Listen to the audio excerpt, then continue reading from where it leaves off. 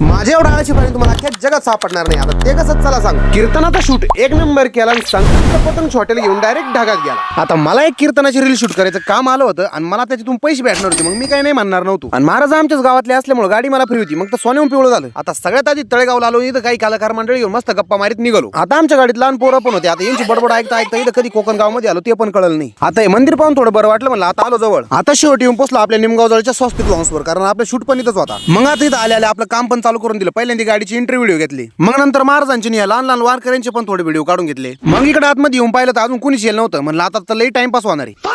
आता इकडे कीर्तनाला सुरुवात झाली होती ना. आता शरद महाराज ढवळे यांचं पण स्टेजवर आगमन झालं होतं. आता हे पोरं कीर्तन तिकडे एवढे मग्न झाले होते पर नाचू नाचू पर थकली. आता हे कीर्तन वर्ष श्रद्धाचं असल्यामुळे शरद महाराजांनी आई वडिलांना असं भाष्य केलं पर बाया माणसं सगळे रडायला लावले. आता इकडे कीर्तनाचा कार्यक्रम जवळजवळ संपत आला होता. मग मी माझे राहिलेले थोडेफार जेवढे शूट होते तेवढे शूट पण कंप्लीट करून घेतले. आणि आता इकडे कीर्तन झालं होतं ना. आपला वारकरी संप्रदाय एवढा भारी पर साऊंड सिस्टीम वाल्यापासून तर सगळ्या माणसांचा सत्कार करीत होते. आता सगळ्यांचा सत्कार करीत म्हणले माझा पण केला. तशी काही गरज नव्हती पण मला चला आता जाऊ द्या.